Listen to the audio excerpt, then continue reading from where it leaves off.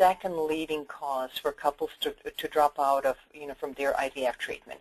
Of course, finances are, crucial, but when that's taken, when that's not the factor, couples who otherwise would have had chances of getting pregnant, they lose their chance, but simply stating, we can't do this anymore, it's too much, we just can't go through one more cycle because it's emotionally too demanding. Therefore, their chances are diminished of getting pregnant. Well, what happens if you actually can manage your stress, or better to say, keep your stress under control?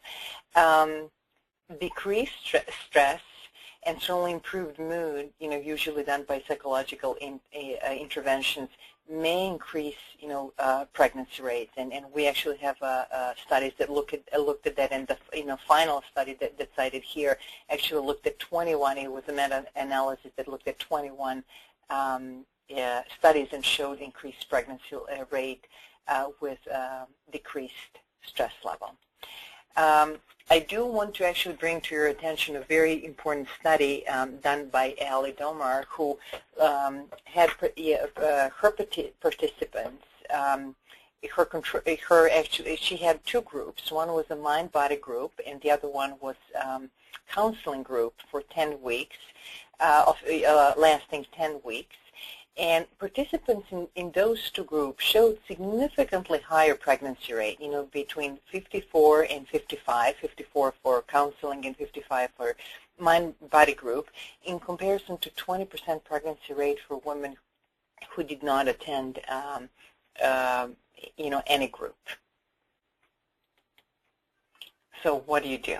Okay, well, this is what we're here for, to actually give you some ideas and strategies. Yes, you can manage stress. There are many things that you can do about, stress as you're going through this treatment. First thing is, getting informed. We talk about knowledge is power. What are your treatment options? Do you know what's available? Also, cost of treatment. Do you have any insurance coverage? Is there an option for financing? Have you seen a financial person in the clinic? Do you understand? Do you know what is it that you can comfortably afford? Then acknowledge your emotions. Allow yourself to be sad, to be mad, to grieve. They'll certainly let you, let some of, that energy and tension out. Then, you and your partner, can you allow, gender differences, meaning that you and your partner may go through this very differently. You may have very different experiences. And, women may be more affected than men are. Let's think more about, what is it that you can do to manage your stress. Communicate with your partner. You would mention, if you remember it, when we talked about, IVF and stress, stress here can influence and really bring a big burden to your relationship. So, instead of, and your partner will be your best support, best way to actually help you deal, with this process. So instead of having a support, this, a conflict can actually turn into burden. So communication. Does your partner know what you're going through? Does he know what you need from him? Then, don't give up on your life. It's very easy, and it's very, it's a common complaint for people to say, well, this is, infertility treatment is the only thing we're doing. Well, don't give up your life. Don't give up your profession. Don't give up your social life. I mean, do you have hobbies?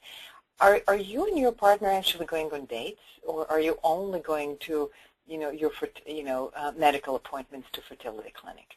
Don't give that up. Well, then there are numerous stress reduction techniques.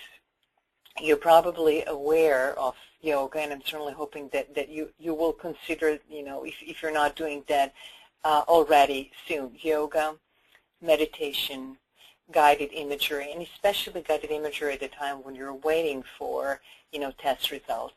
Acupuncture, keeping a diary or journal can be also very helpful.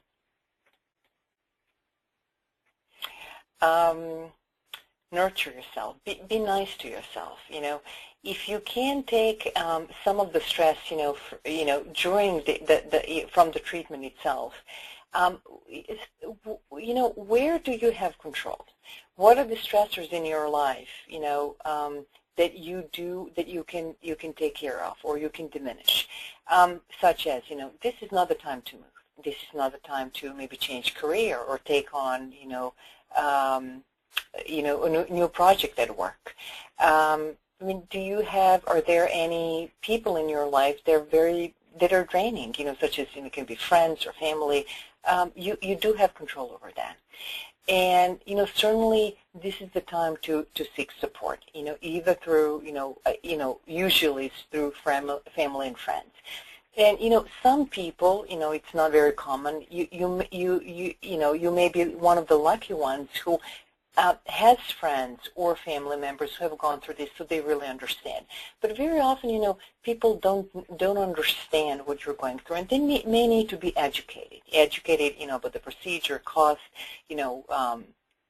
what physically and emotionally you're going through. But even if, that doesn't work, educating, your friends and family, maybe it is time for you to join a support group. A support group, infertility support group, is really a great way to meet people who are going through this, and who can really understand what you're going through. You can get informed, and you can really form, some very significant, friendships. And you also, this is a good time to actually seek both individual and couples counseling.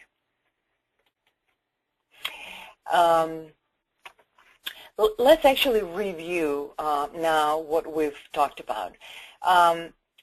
Stress is inherent to infertility. Regardless of how you got to this place, this is a very difficult and very emotionally stressful and difficult process. And stress and pregnancy rates or fertility are related, meaning that the higher the stress, the lower pregnancy rates can be. And then we talked about different strategies, from getting informed to acknowledging your feelings, to improving communication with your husband or your partner, to really practicing different, techniques such as, meditation and yoga, and similar stuff. At FSH, I'm really pleased to, inform you that we have a variety